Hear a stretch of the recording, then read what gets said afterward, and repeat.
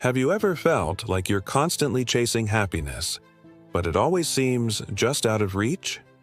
Do you feel overwhelmed by the pressure to be positive all the time, even when things are falling apart? If so, you're not alone. And today, we're diving into a book that flips the script on self-help. Mark Manson is The Subtle Art of Not Giving a FTK. Now, don't be fooled by the title. This book isn't about being indifferent or apathetic. It's not about not caring about anything.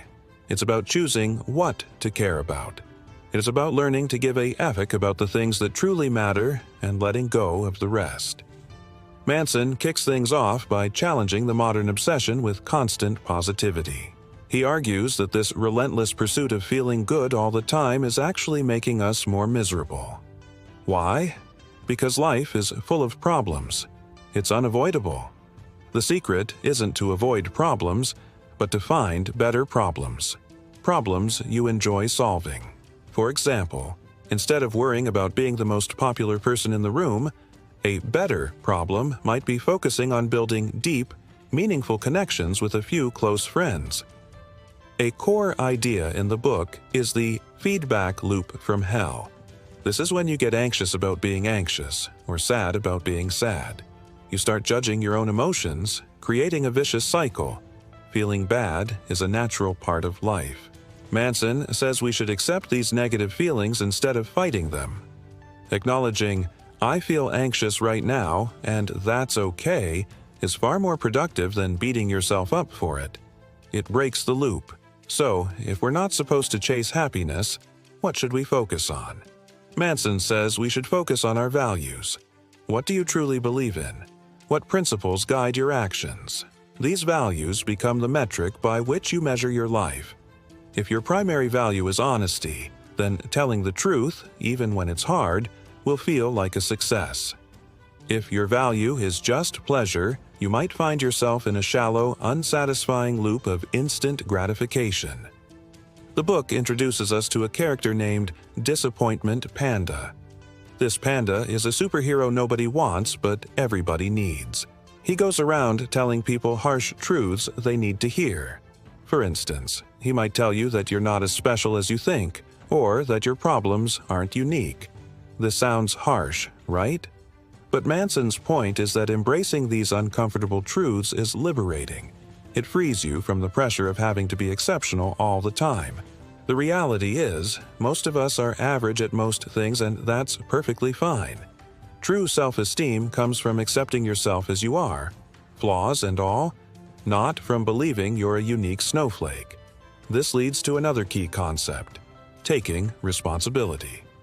Manson argues that we are responsible for everything in our lives, not because everything is our fault, but because we are always responsible for how we interpret and respond to what happens to us.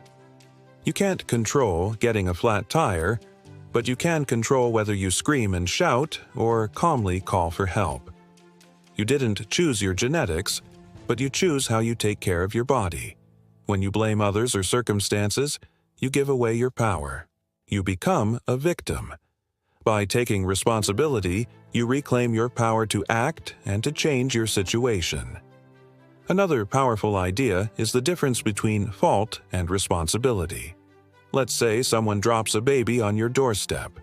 It's not your fault, but now it's your responsibility. You have to decide what to do. Life is like that. It throws things at you that aren't your fault, but how you deal with them is your responsibility. This mindset shift is crucial. It moves you from being a passive recipient of fate to an active participant in your own life. Manson also talks about the importance of saying no. In a world that encourages us to say yes to every opportunity, the ability to reject things is a superpower. Saying no allows you to define your boundaries and dedicate your time and energy to what you've decided truly matters. Every yes to something unimportant is a no to something that could be more meaningful. So, choosing your no is just as important as choosing your yes. He then delves into the inevitability of death. It sounds morbid, but it's actually a powerful motivator. Manson uses this idea, which he calls the final epoch, to help us gain perspective. When you confront the reality that your time is limited, the trivial, everyday annoyances start to seem, well, trivial. What will you care about on your deathbed? It probably won't be that rude comment someone left on your social media post. It will be the relationships you built, the experiences you had, and the impact you made. Thinking about death helps us clarify our values and prioritize what's truly important in the grand scheme of things.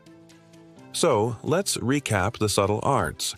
First, don't try so hard to be happy. Instead, focus on finding good problems to solve. Second, accept your negative emotions. They're a normal part of being human. Break the feedback loop from hell. Third, choose your values wisely. These are the things worth giving a fuck about. Fourth, embrace the fact that you're not special and take responsibility for your life and your reactions. And finally, use the reality of death to gain perspective and focus on what truly matters. The subtle art of not giving a fuck is a refreshing, no-nonsense guide to living a more contented, grounded life. It's not about being a jerk. It's about becoming more selective and intentional with your emotional energy. It's about choosing your battles and finding meaning not in avoiding pain, but in facing it head-on. It's a call to live a more authentic life, based on your own values, not the values society tries to impose on you. It's about finding strength in vulnerability, freedom in responsibility, and clarity in the face of our own mortality. By learning to give fewer but more meaningful fucks, you can actually lead a richer, more fulfilling life. What do you think? Have you read the book? What was your biggest takeaway? Let me know in the comments below. If you found this summary helpful, please give this video a thumbs up and consider subscribing for more deep dives into life-changing books. Thanks for watching, and I'll see you in the next one.